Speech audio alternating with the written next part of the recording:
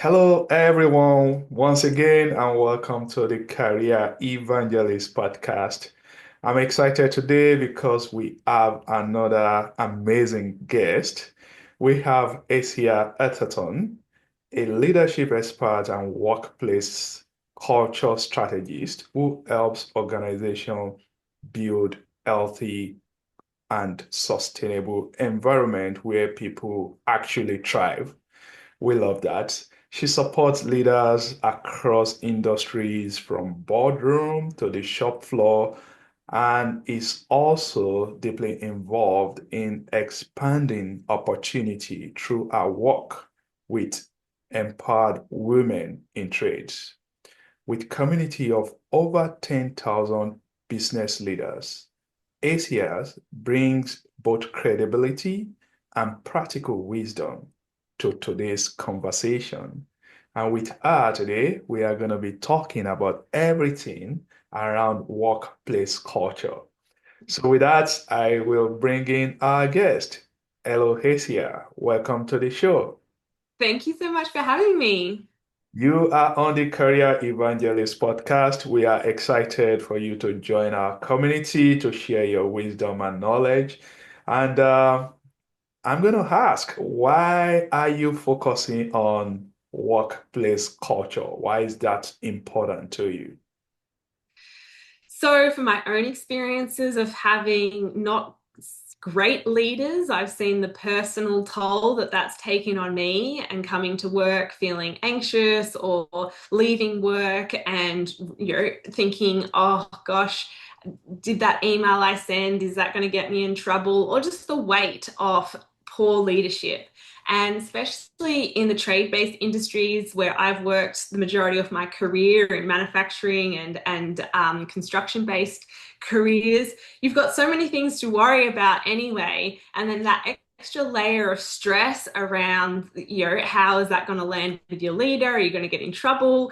And a lot of leaders in these industries are fantastic at their technical skills of being a plumber or their technical skills of being a welder. And then they've got into higher levels of management, but they've never actually been taught how to lead people and the kind of leadership frameworks to be able to make sure that the people that you're leading is thriving even during high pressure times, which those industries are always under high pressure. All right. You told us just now that you've also experienced your own fair share of unhealthy workplace culture. I want to ask what are some early warning signs for people to watch out for so that they'll know whether they are in or not in this unhealthy workplace culture? The biggest sign that is overlooked is silence. So many leaders I speak to, they're like, well, there's no problem. There's no HR reports. I do a meeting, everyone nods and smiles, and then they go back and do their work. And when you have silence or yourself, if you're in an environment, you're like, I have an idea, but I'm not going to speak up, or I have an opinion, but I'm not going to put it on the table in this meeting, and you feel like you're being silenced for your innovative thinking or challenging an idea or anything, those moments in your work where you're like, I'm going to just keep my mouth closed. That shows that you don't have psychological safety or psychological bravery in that workplace. So for leaders and employees, I always say, how silent is your workplace? How is silent? That's good. So, once you are feeling like your opinion doesn't count, no one is listening to you, you can't bring your whole self to work, that those are some warning signs that people need to watch out for. So, in your case, how did you deal with your leader, maybe your manager, at that time? What did you do? So for me, it was having bravery to have a conversation. And I was the only female in that team. And when I had the conversation with the leader, I actually realized there was just a mismatch between how he was trying to lead for the first time a diverse team to how I felt I needed leadership. So a perfect example was in meetings, he would always proactively try and create space for me to speak. So he would say, well, what's Casey's opinion?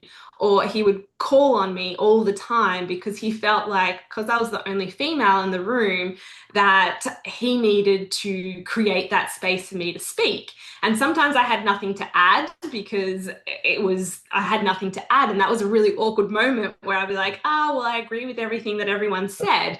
But it was also only me that he was regularly calling on in the meeting.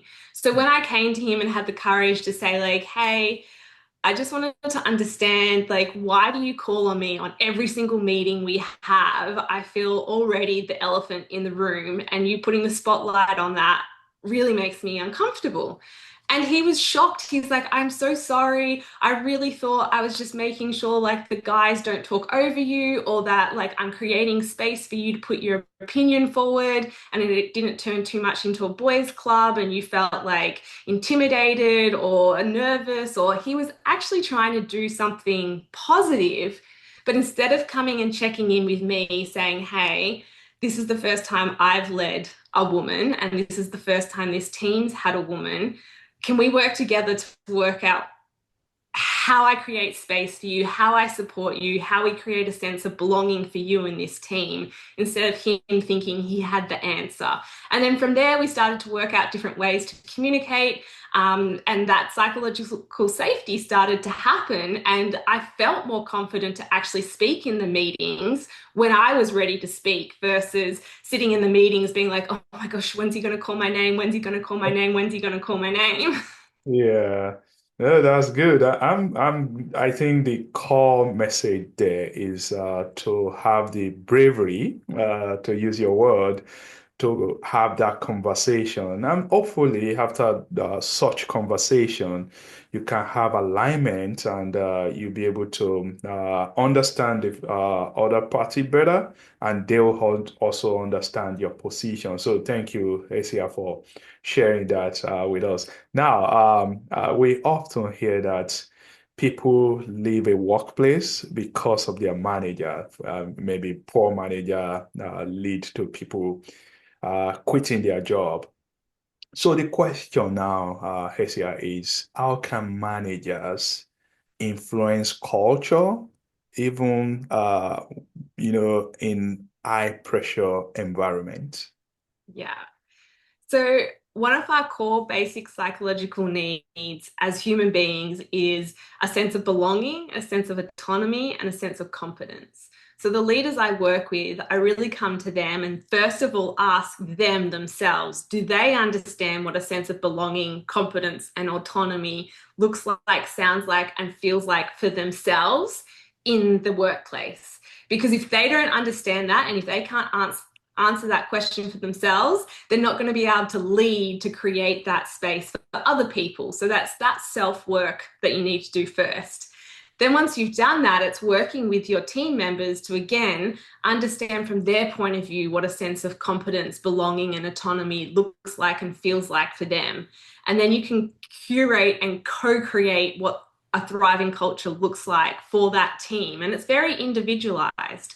Some teams have that sense of belonging because they are very a social team. It might be a sales team, so they are extroverts and they like doing things that are very social and sharing personal lives and all of that kind of stuff. So creating space for that team to have social moments is very important. Some other teams that I've worked with are more like finance teams that are a little bit more introverted.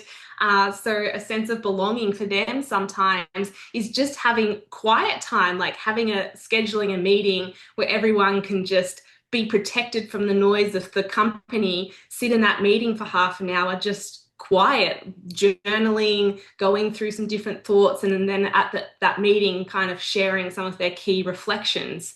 But that leader is actually creating a space for that team to be quiet for a moment because that's what they need for their psychological well-being. So it really depends on the mixture of your team, the style of personalities you have, and coming back to what's a sense of belonging for each person in your team, and then how do you create an environment that feeds that sense of belonging. So that's good. I know we can't place all the responsibility only on the shoulders of the managers or the leaders. I think professionals, working professionals, they also need to understand what culture they want, and they should be able to have the bravery to advocate for healthier work environment without necessarily risking their career. So, how should they do this? Again, understanding the elements, for example, communication styles. So that's the other self-reflection I get so many people to do.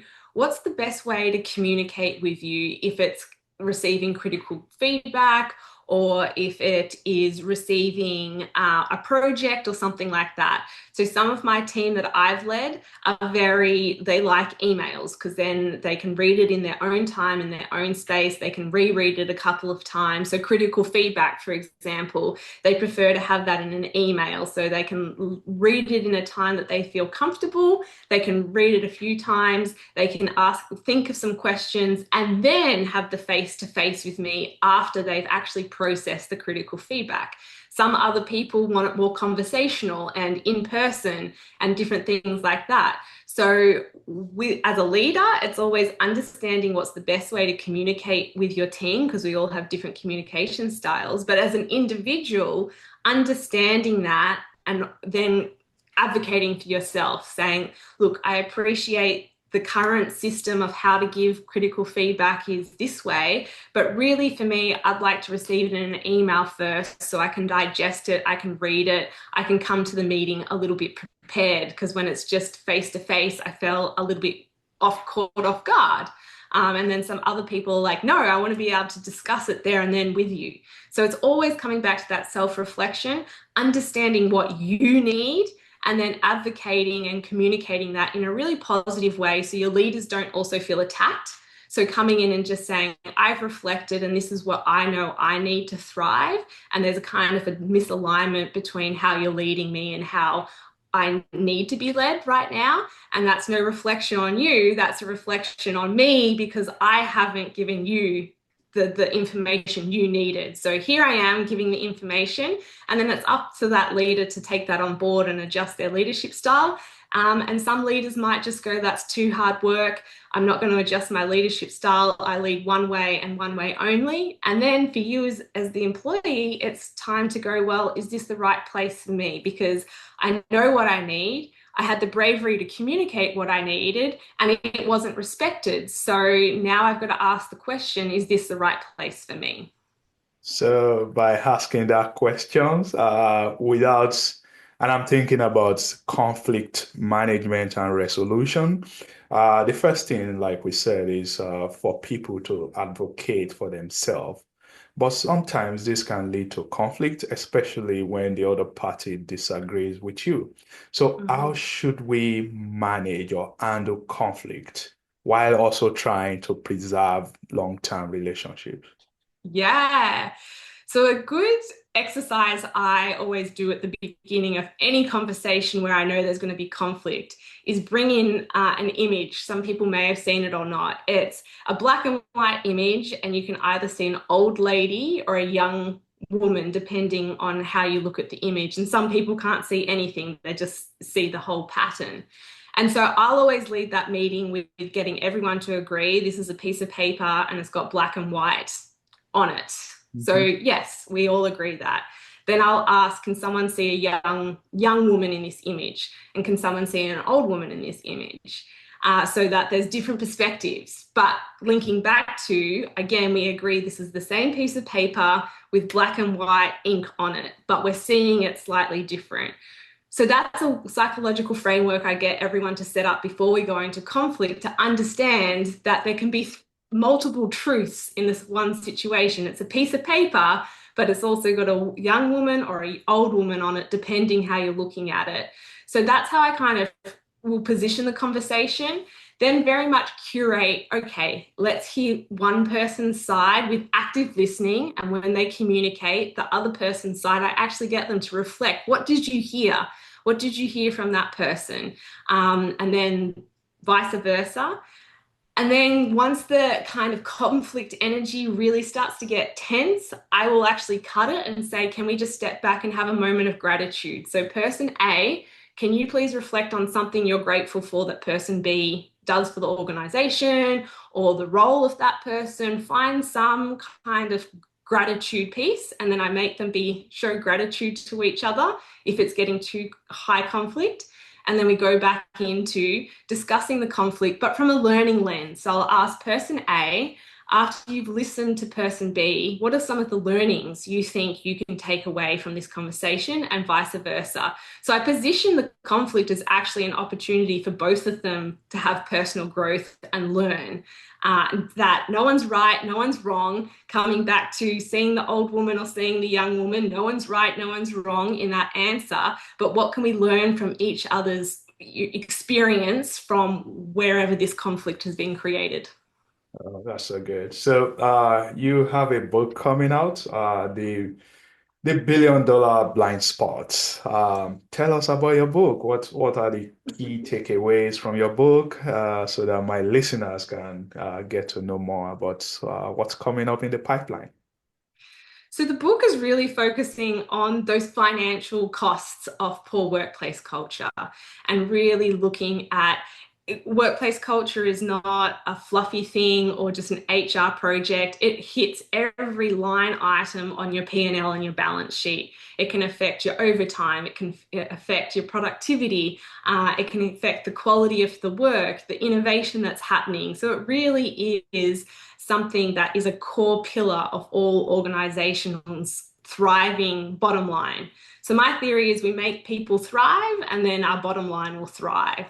So I go through the book, a lot of my own personal experiences. There's a lot of storytelling, how I learned a lot of the leadership practices that I teach and lead through, and then really applicable step-by-step reflection questions, or like those frameworks I just spoke about, how to handle a conflict situation, so that the readers can actually apply everything I'm talking about to themselves, and then how do they apply that to their team as well. Good. So, regarding your organization, Empowered Women in Trade, Mhm. what's that about? So that all focuses on the attraction and retention of women in skilled trades, which is an extremely male-dominated environment. So we've designed attraction programs that come from more of a feminine lens. So all of our recruitment days are actually done through a community lens. So there'll be 10 women that are coming to that organization all together. We'll set the day up with some positive psychology, resilience, mindset techniques before they actually go and experience anything on the tools, because picking up a power tool for the first time can feel very, very overwhelming if you've never done that before. So we really help the women to understand and how to call themselves out when they're having self-doubt moments. And I've had that before. I was learning to world and I had a moment of self-doubt that I was struggling because I was a woman. And the welder that I was actually being taught with called me on that. And he said, the welder and the metal have no idea if you're a girl or a guy. You've just told yourself you can't do this because you're a woman. So our programs very much highlight that and give the women the tools to be able to call themselves out when they're doubting themselves because of the body that they were born into. And then they get hands-on, they're out there, they're experiencing the jobs and the tasks. So they get an immersive experience before they decide if that career pathway is right for them. And then on the retention piece, coming back again, working with how do we really create culture change and culture shift that is very much needed for teams that may never have had a woman working in that team before. So we'll have education pieces around our bodies are physically different and physically go through different things throughout the month than a male body does. And that's important for the men to understand, because sometimes women will have a lot of pain or physical things happening to their bodies as they're going through their hormonal cycles. And especially when they're out on the tools, and for example, if they're a roofing plumber and they're up on the roof and they get very dizzy when they're menstruating, they need to have psychological safety to say, hey, today's not a good day for me to be up on a roof because I'm really, really dizzy today. So what other things can you do? Which there's tons of things, stock take, cleaning stuff, doing paperwork for one day. You can reschedule her job to do that. But with a team that's always been men, that's never something they've had to consider. So we really bring in those conversations, create really safe space for the men, particularly to ask all of those questions, to understand what they've never been taught or understand what they've never experienced before, and be able to give them the tools to be able to lead a diverse team for the first time often. So I think you are doing two things right there. You are teaching men to be more empathetic, and at the same time, you are telling women to raise their voice, to not hold back, to have the courage to, state how they are feeling, so that they will be able to, pick up another aspect of their job, if in case they cannot handle certain aspect at a particular point in time, which I think is important. Now, you also mentioned self-doubt, and I want to double click on that. Uh, some people call it maybe imposter syndrome. How should we go forward when even maybe we are dealing with this self-doubt? Because I don't think it's particular to women. Even men alike, they can experience this self-doubt from time to time. What do you tell people on how to manage self-doubt? Yeah. So get really curious about that self-doubt. So if you're someone that likes to write, I'm a writer, obviously. So Mhm. when I have those moments of self-doubt, the first thing I do is name it. What am I doubting in myself? And write that out in a sentence and really understand it. And then I ask myself some questions. Has this self-doubt come because of how society perceives certain things? So again, if we're talking about self-doubt with men, and a lot of men I've coached who've just become fathers, a lot of their self-doubt is, can I be a good father Yeah. and show up at work? So again, writing that down, where is that coming from? And a lot of that is society pressure that, a stay-at-home dad or a man that requests time off work to go be present with their family is somehow a weak man, or is prioritizing his family over his work. So if that's one of the conversations and the self-doubt that's happening for men, I get them to note, is that a societal seed that's been put in your brain? Is that from your family? Is that for your friends? Where is this self-doubt really growing from? And then we kind of go really deep into that self-doubt to understand whether that is a personal belief that you personally hold, or is an external belief that someone's kind of put on top of you. And if an external one, then how do we break those shackles? How do we go, that's their opinion, that's someone completely outside of me that thinks that, feels that, and I'm not going to take the weight of what external people are saying I should or shouldn't do as a man or a woman, or as a husband, or as a father, or as a mother. If it's an internal belief, that's a lot harder, because you've got to understand, where has that come from? And is that internal belief something that's really important to you, prioritizing work over family? If so, then you need to communicate that with your family, that work is very important to me. This is X, Y, and Z, why work's very important to me. And help your family understand that, so maybe they start taking the pressure off you that's fueling that doubt as well. Or vice versa, if you go, well, family is the most important thing to me, communicating to the work, going, well, now that I am a father, I need more flexible working hours. And if the organization isn't willing to support that, then maybe it's not the right organization for you now that you've had that life transition, and you need to reflect on whether you should stay in that organization long term, or find someone that's going to support flexible working for fathers. That's so thoughtful. Thank you for sharing that. Now, my listeners, they would like to know you more, and the way we'll do this is through our rapid fire questions. So, Hexie, are you ready for this? Yes, I am. Okay, one leadership habit that you think every manager should practice daily. Self-reflection. At the end of the day, when you get in the car or the train or however you get home, ask yourself, how did I show up today? And how do I show up 1% better tomorrow? Self-reflection. I like that. So, what's one common myth about workplace culture that you often hear? That it's all about putting foosball tables and yoga mats and a fruit bowl in the room. That it's these external things that actually create workplace culture, which is not. It's all about the psychological success. What's the most overlooked leadership skill? Ooh, adaptability. Being able to adapt to all of the different styles of people that you have on your team. What's one word that you will use to define healthy leadership?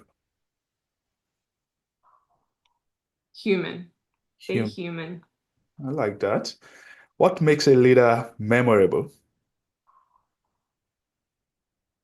Compassion. Compassion. Being compassionate. I'll give you an example. I actually had to let someone go, and I did it in a very compassionate way. And they ended up becoming a client. So they moved on to another organization, and they came and said, wanted to be our client. So because of the way I let him go, which was through a very compassionate lens. That's so good. So, finally, what's one piece of career advice that you received and which has helped you in your career journey? Make sure your values are aligning with your career and with that organization, and really understand what is your personal values, which changes as you go through life. So keep reflecting on what your values are, what's important to you, and make sure that's aligning with your career and the organization you're working with. The $1 billion blind spot. Hesia, congratulations on your book. And please tell my audience where they can find you so that they can continue to learn from your journey. Yeah. So I've got my own website, haciaatherton.com. Again, on LinkedIn is a great place to find me, and Instagram, both handles are under Hacia Atherton as well. So reach out. I'd love to hear from you. So good. Thank you very much for coming on the Career Evangelist podcast. So there you have it. It's all about building a healthy workplace culture. If you have enjoyed this episode, please don't forget to subscribe and follow this podcast, and also check out Asia Atherton on LinkedIn and Instagram. Thank you for joining us today. Thank you for having me.